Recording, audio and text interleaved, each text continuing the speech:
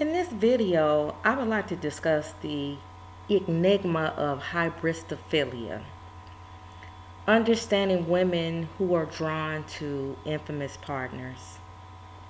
Hybristophilia, a term that is often overshadowed by its more notorious counterpart, true crime obsession, offers a perplexing glimpse into the human psyche, particularly among women.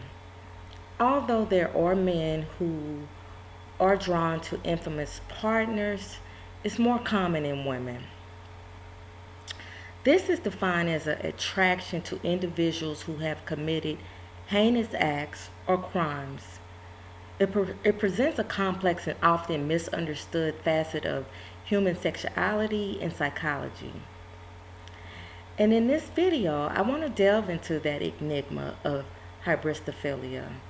I want to explore the origins, the manifestations, and the intricate interplay between societal perceptions and individual psychology. Just to give a little background on hybristophilia, that's a mouthful, isn't it?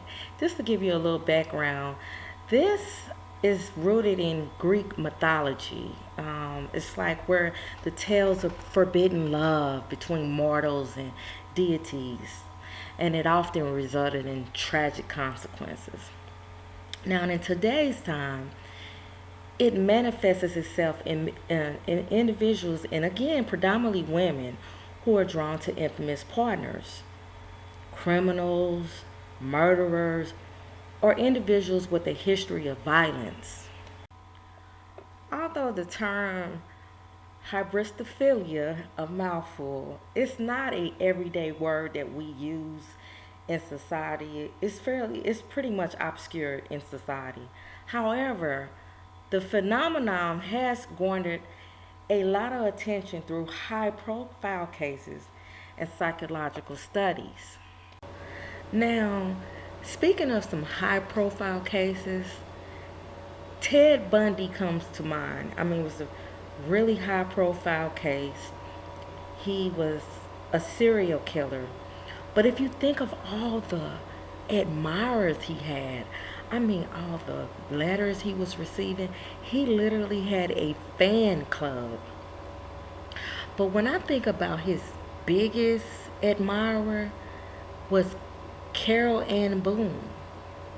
She actually moved from Washington State to Florida to be close to him during when he was on trial.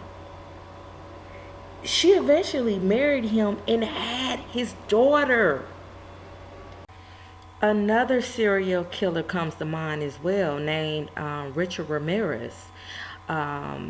He was convicted of brutally murdering 13 people. He was nicknamed the Night Stalker because, he would wait till the sun went down and break into people's house and murder them. He also had a large female fan base. I mean, there were tons of women coming to visit him in prison, putting money on his commissary and everything.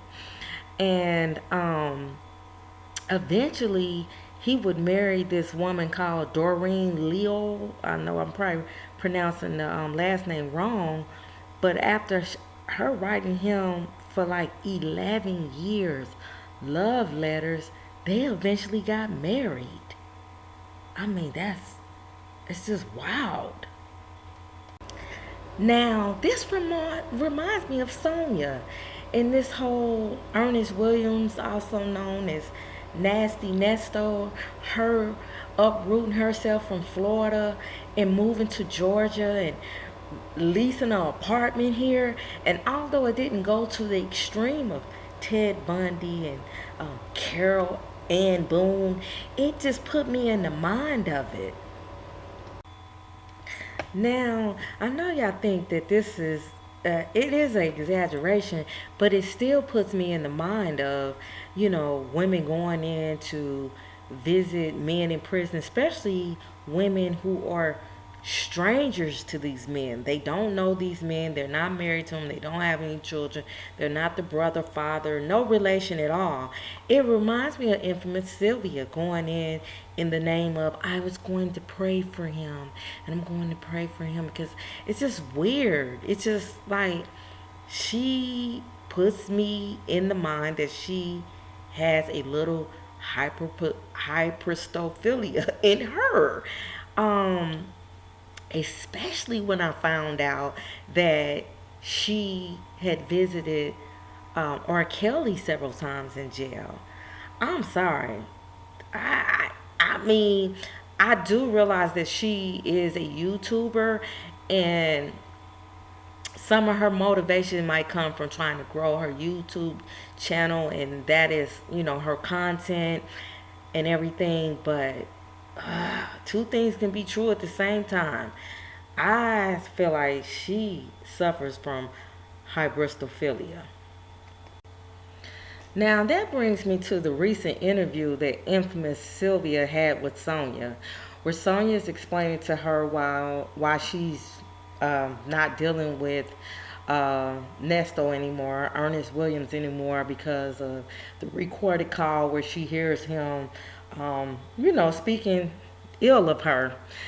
But did y'all hear how Sylvia was just like, oh, well, that was a long time ago, and now what did he say? This and this, like, hey, during this whole process, I ain't never agreed with Sonya. She has disgust me, but I was rolling with Sonya on this. Like, she's even asking her, like, did you hear the call? Did you listen to the call? And do you hear how Sylvia was downplaying it and talking about how long ago? Oh, that was back in July, and this and this and that, and just, I was getting irritated. I couldn't even finish the whole thing, because when she kept telling her, well, that was a long time. Oh, well, people make mistakes and this and this and that, where you can clearly hear in the audio phone call that he is using her. And it's surprising to me, because I've heard other phone calls where he was talking about her ill. So, he was not putting her in a great light. And so I don't know, maybe she didn't catch those. But this Sylvia was like, oh my God, girl, sit down. That was truly irritating me. But anyway, that's my wrap up of this video. You guys take care. And if you would, like and subscribe. Thank you.